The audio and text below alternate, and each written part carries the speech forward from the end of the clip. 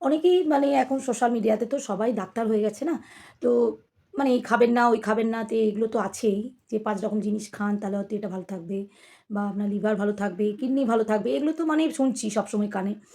মানে ফোন করলে এগুলো দেখতে পাবেন।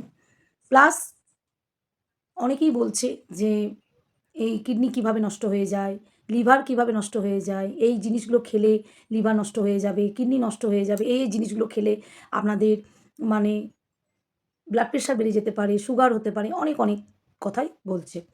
তো ঠিক আছে, সবাই ডাক্তার। কিন্তু আমি একটা কথা বলব, আমি কিন্তু ডাক্তার নই। মানে আমি একজন আপনাদের মতনই মানুষ এবং আপনাদের মতনই একজন অডিয়েন্স বলতে পারেন, দর্শক। তো সেটা হচ্ছে যে আমরা যদি সবকিছুই খেতে পারি, যদি আমরা পরিমিত খাই, মানে আমার ধরুন নুন আমি খাবো, নাহলে নুন ছাড়া তো সত্যি কোনো জিনিসেরই স্বাদ হবে না। যেকোনো জিনিসেই কিন্তু নুনটা দিতেই হবে। সেটা কিন্তু আমরা কি বলবো কম খাবো, কিন্তু খাবো। আর জলটাও তাই। জলটা যদি আমরা অতিরিক্ত জলটা খাই, তাহলেও কিন্তু জলেরও একটা কিন্তু মানে দ্বিগুণ আছে। মানে আবার জলে গুণও আছে। তো সেক্ষেত্রে আমাদেরকে মানে ভেবে নিতে হবে যে আমরা যাই কিছু খাই না কেন, আমরা পরিমিত খাবো। কম খেলে মনে হয় না কারো শরীর খারাপ করবে। আমি যদি খাসির মাংস, মাটন আমি যদি ১ বালতি খেয়ে নিই, তাহলে তো আমার অটোমেটিক শরীর খারাপ হবে, আমাকে হসপিটালে ভর্তি হতে হবে। তো আমি যদি ২ পিস খাই, আমার মনে হয় না শরীরে কোনো ক্ষতি হবে। অনেকেই বলবে মাটন খাবেন না, ঠিক আছে? যাদের কোলেস্টেরল আছে বেড়ে যাবে। তারপর অনেকে বলছে ফুলকপি খাবেন না, চিকেন খাবেন না, ডিম খাবেন না, ডিমের কুসুম খাবেন না। মানে কী খাবো সেটা অবশ্য সত্যি আমরা খুব মানে কনফিউজ হয়ে গেছি যে কী খাবো আমরা। কিন্তু আমি একটা কথাই আপনাদেরকে বলব যে লোকের কথা না শুনে আপনারা যদি নিজেদের মতে বা নিজেদের শরীরের জন্য, কারণ আমাদের শরীরে কিন্তু ভিটামিনটাও প্রয়োজন, প্রোটিনটাও প্রয়োজন, ঠিক আছে? তো আমরা কি করব? আমরা একদম পরিমিত খাবো। মানে খাবো, ১০০ বার খাবো। হয়তো আমরা ২ চামচ চিনির জায়গায় ১ চামচ খাবো। ২ চামচ নুনের জায়গায় আমরা সেখানে ১/২ চামচ খাবো। কিন্তু খাবো।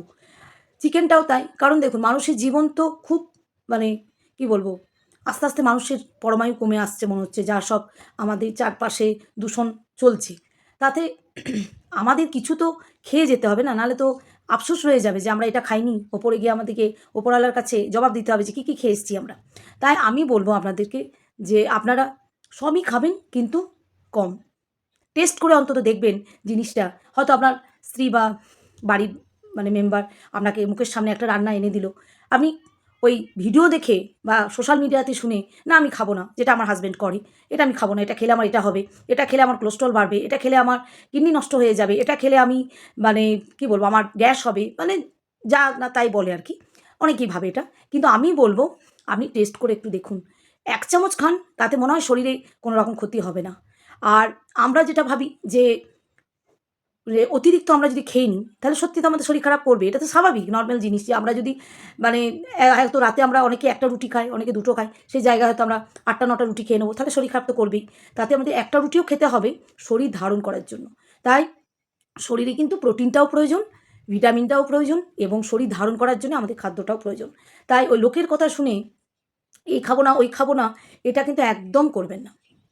কারণ আপনাকে ভাবতে হবে যে আপনার শরীরে বা জীবন ধারণ করার জন্য প্রোটিন, ভিটামিন সবটারই প্রয়োজন আছে এবং আপনি কম খাবেন।